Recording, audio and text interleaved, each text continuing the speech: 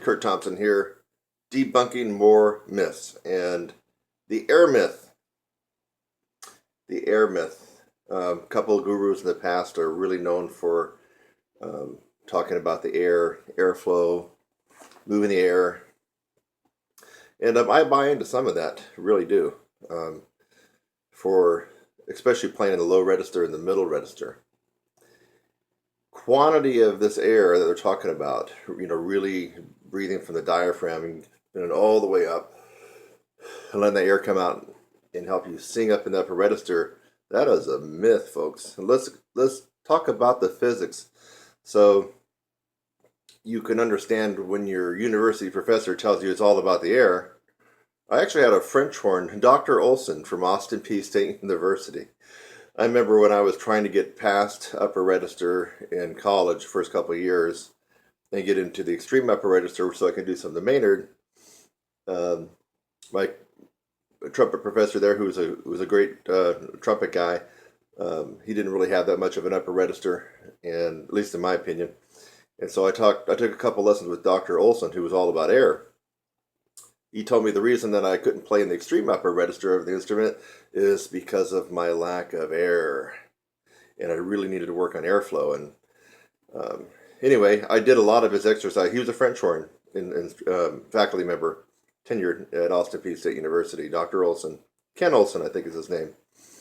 And I remember working on some of his techniques for a couple of weeks, and I got worse because I was trying to do the technique of using a lot of air and just no pressure here and no strain. So don't even tense up at all. No muscle power here, no nothing, no lip. It's just all air. Well, as a kid, of course, I was trusting him since he was supposedly the expert. Now that I am in the position where I'm at now, I know he totally was talking out his ass. He didn't know what he was talking about. Physics. This is your lips, obviously, in your embouchure set. And you're going to have a little bit of a hole that will form.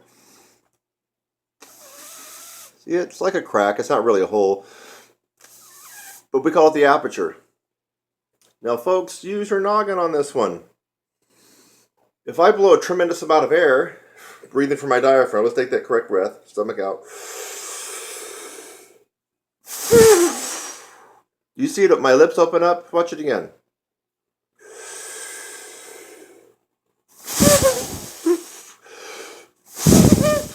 My lips are opening up significantly.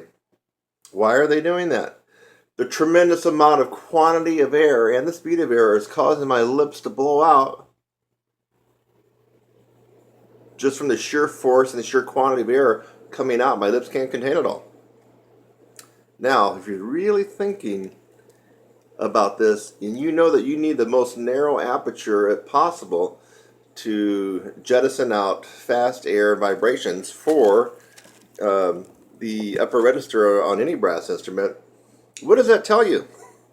That tells you that the more quantity of air you try to blow out, especially if this is not strong, you're going to have a limited upper register. Now, even if this is strong, and mine's pretty decently strong, it's the physics. I can't blow as much air out as a lot of these college professors and your own private instructor might be telling you to. And I got a pretty strong embouchure, and I can't hold all that air. Can't do it. What happens if you don't have a very good strong embouchure like I do? Well, then you're even. You got like two strikes against you right there. So we have to use our noggin on this one and realize that it's the compressed air, not the quantity. And that's what, you don't really hear that from university music faculty, compressed air. You hear air, airflow. It's all about the air. Diaphragmatic breathing, that's what you hear, but you don't hear compressed air. So they're confusing a lot of people. The reason is because they can't do it themselves. They don't know what's going on. Okay, so you're going to have to back off on some of the high notes and just let the compressed air do the work. So if I take a big breath, let's see what we got here.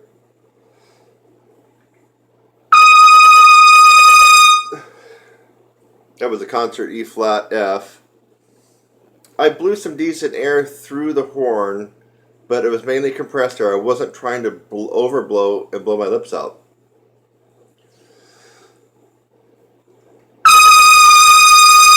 Now, if I try to go more,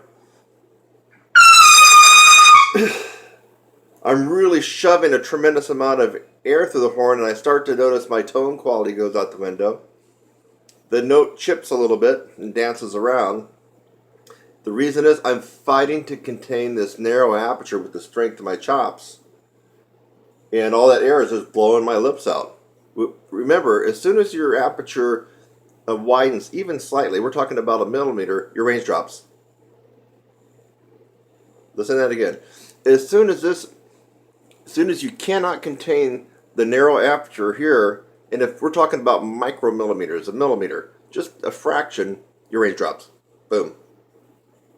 That's how tight the clearance is right there.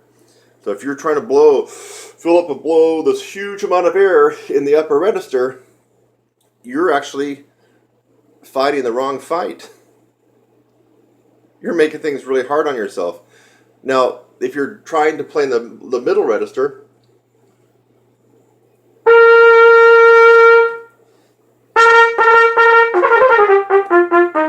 middle, right? Now, look at my aperture. Fruge. Earn right there for a middle C.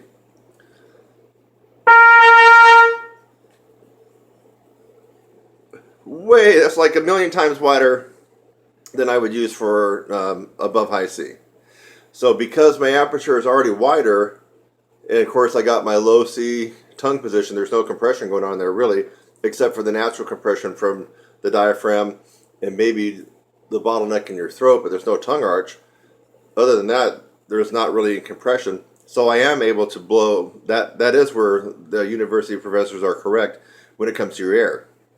So when you're in the middle and low register, they are correct about that. Then it is a lot about air more than anything else. So if you can think of in terms of trumpet speak, let's say the middle of the staff, middle C, which is third space C in the treble clef staff, maybe D, maybe E, but now you're getting to the top of the staff, but right around there, C, D, E, and down. Now all that air advice you've been getting from your instructors and your college instructors and your university professors, that is good advice. That is good advice, because you do need to have worked on a lot of air and breathing techniques for that. But it's counterintuitive. I know it seems counterintuitive that you need a lot more air and have to huff and puff, but you're actually working against yourself as you go higher. You actually have to use less quantity of air.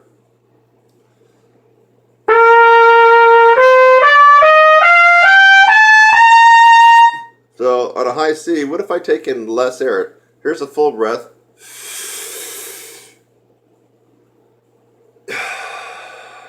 What if I take in half a breath for the high C?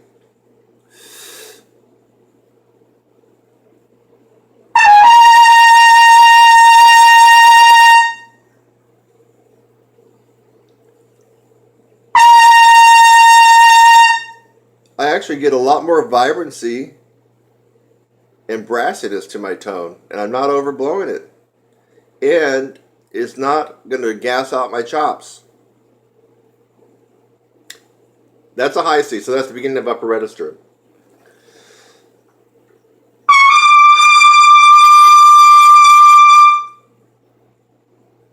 Ooh, that's a very, very narrow aperture for a high concert D, which would be high E on trumpet.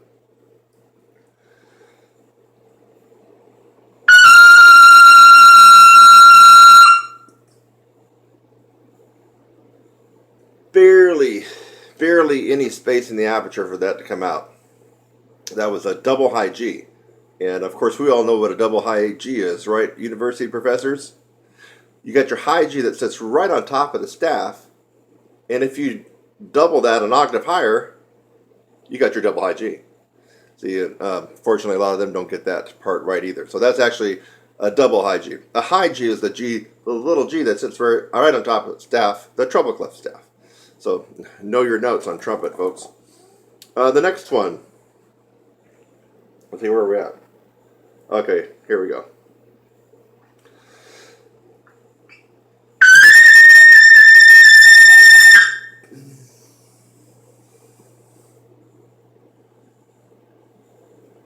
There was probably a pinhole of a space in my aperture for that, what should have been a double C. Let's double check it.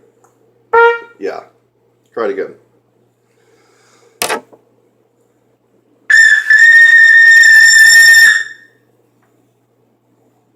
Hardly any aperture there at all. Barely. Like maybe not even a pinhole for that double C to come out. And I wasn't using that much air. So as you go higher, you can get away without using much air. Now I'm not really warmed up for the high notes here, but if I don't want to take that, you saw me take a big breath before. That's a big breath for me. You can't tell, but I am breathing. My stomach's going out first, and then my chest is rising, and I lift up my shoulders a little bit more to allow my lungs expanding more, and then I come back down. That's where I get part of my compression. So, oh yeah. So the people who tell you don't raise your shoulders when you're taking a breath, they obviously don't play in the upper register, or if they do, they suck at it. Watch any of the heavyweight upper register experts like Maynard Ferguson. I've even seen a couple of video clips of Bud Brisbois. Bud Brisbois developed the original Bud Brisbois wedge breath. It wasn't Bobby Shue. Check it out. Bud is a lot older than Bobby Shue. Of course, he's passed away now, but Bud developed the wedge breath, and of course that involves taking as much air, swallowing the air, and then bringing your shoulders up, and then coming down. That's where you get the pressure. So these, I hate to keep, beating up on the people that really can't play that high, but they're good test takers. They got the D.M.A, right? So they're good test takers, and they know how to play the game. But most of their technique doesn't make any sense. So when they tell you to keep your shoulders down, when you're playing and you're supposed to take a big breath, how can you actually take a big breath with your arms and your shoulders down, locking your lungs in, where you can't even expand your rib cage? Anyway, I feel sorry for some of these people. So anyway, what if now my big breath. The point where I'm going with this is I don't want to take a big breath. What if I took even less air? So how about 25% air? Okay, so I'm letting all the air out.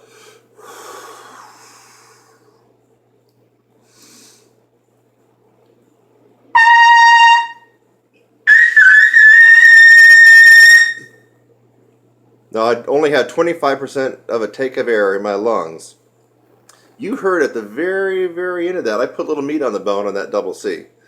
You probably can't tell because I'm recording this on my phone camera, but it got up to about a forte. It wasn't a Barry the Band double C, but it was about a forte. That was on 25% tank of air for me. Now, I would probably want to take another 25% more to at least have a half a tank. But there's no way in heck I'm going to try to shove the largest quantity of air that I have in my lungs through this horn for a double C. I probably would overblow, but probably nothing would come out. So anyway, that's your lesson, and this is a real logical lesson based on physics. And unfortunately, for a lot of brass players, you don't get a logical lesson based on physics. You get a illogical lesson based on passed down theories that don't have any merit. Usually they're passed down theories in academia. Because the D.M.A that's teaching you, well, that's what they learned from their D.M.A, and that's what they learned from their D.M.A, and on and on and on. Good test takers? Yes. Yes. Got a good memory for regurgitating all those facts? Yes, they do. Are they the best players in the world? Almost certainly not. No. And they're not always the best teachers either. Go back and rewind this video. It should make a lot of sense to you. And if it does, you know what to do, baby. Send me an email.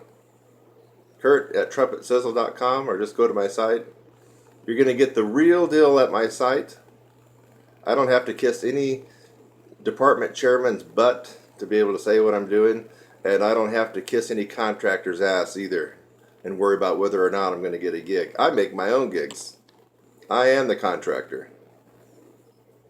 So I say what I want, and I say the real truth here for everybody. Don't have to kowtow to anybody. And if you like that frank, honest, brutal, in-your-face truth, you'll like working with me, and you'll actually like getting results. Until next time.